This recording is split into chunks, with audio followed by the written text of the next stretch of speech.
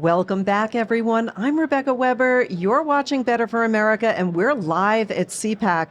Joining me now is a remarkable woman. Her name is Bethany Janzen, and she is the president and founder of Pro-Life Global. Now, Bethany, this is just incredible. You and I were chatting just a few moments ago about the great work that Pro-Life Global is doing.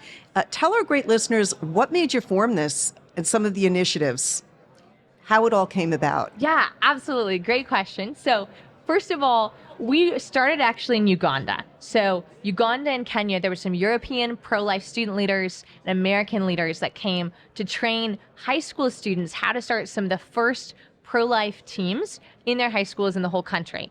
And when we were there, we realized that actually abortion's a very, very global problem. So there's abortions all around the world. 73 million every year, according to the World Health Organization.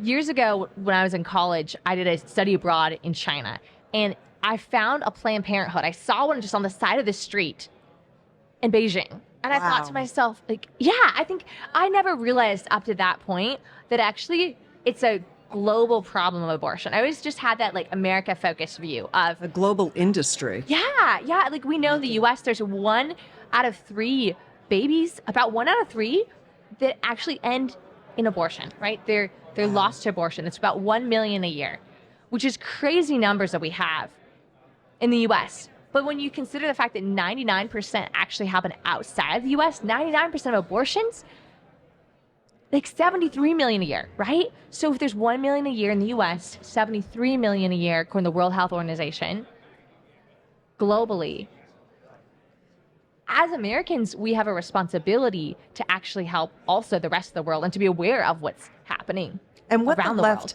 what the left wants to, really tell our children and feed into their minds at very young ages is that abortion is healthcare. Exactly. And as a woman, I can tell you, I'm a mother and a grandmother, and I think all of us know someone who has suffered through that. Yeah. And the kind of emotional pain and anguish Absolutely. Yeah. abortion is not health care. Abortion is something, if we care about our parents, about women, about men, about babies and children, I think that we need to find other ways to help women who are in need.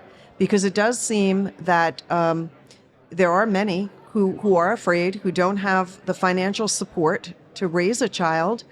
They may be ostracized by Absolutely. their friends and family and feel that there is no other choice. You're here Absolutely. to say there's hope, there's another choice, and that choice is life. So tell me about some of the ways that you're, communicating your message across the globe and, Yeah. not just here in the U.S., but all over the world. Thank you so much for bringing that up as well about the women who've experienced abortion, that need for healing and forgiveness, because that is something that we work strategically on as well. Oh, I love So to hear that. We Yeah. empower local communities and local Christian leaders to launch what we call life teams based out of every church and school and university. So community, school, and university, because those are the universities and our schools are really the battle lines for the hearts and minds of our young people.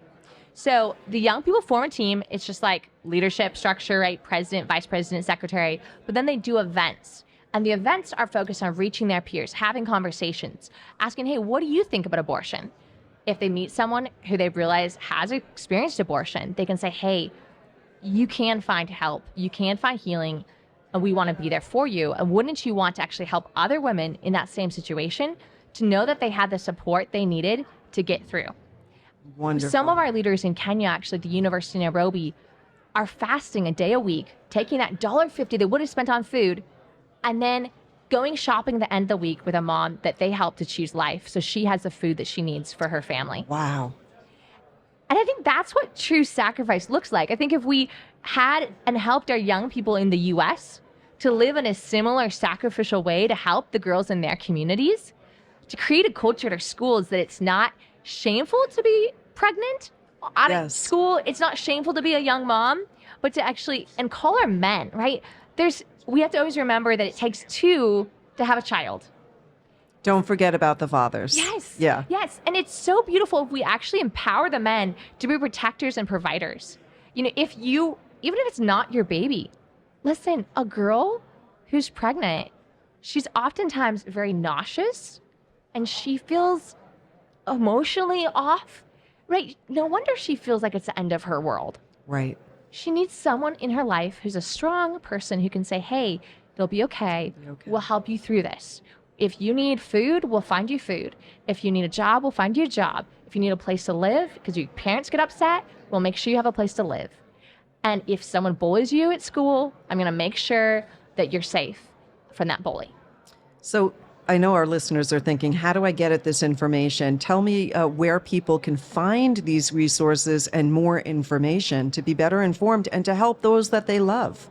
Absolutely. So just reach out to us at prolifeglobal.org, and we'd absolutely happy to get in touch and help you to be able to be a lifesaver in your community and empower the young people in your community to be lifesavers. I just love what you're doing. It's like you're finding ways to help with the healing and to empower other people to do good.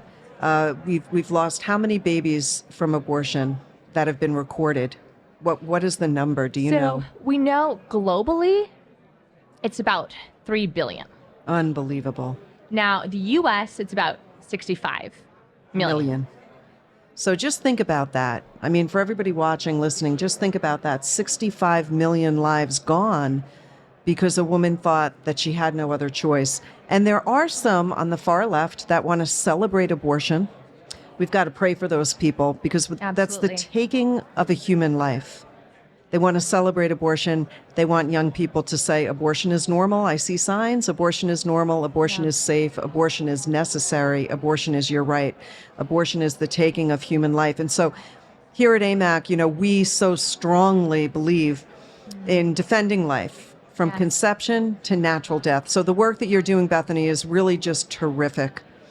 You were going to say something more, yeah? I was going to just say, a friend was mentioning this morning about how he appreciates Pro-Life Global and that we help the women after birth as well. We make sure that they have a job, that they are safe, they have a place to live. We make sure that it doesn't just stop the moment to give birth. But I want to say, honestly, it's a myth that the pro-life movement doesn't help after birth. Because if you walk into any pregnancy help center, they're going to connect you to parenting classes. They're going to connect you to a supportive community. They will help you with diapers. If you need food, they will help you to get those resources that you need to be able to have a thriving life and family way after birth.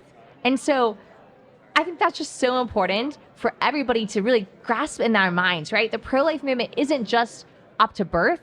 It's really supporting the woman so that no one feels like it needs to feel like, hey, abortion is my only option. Because as you said, that's what people say. Abortion is necessary, right?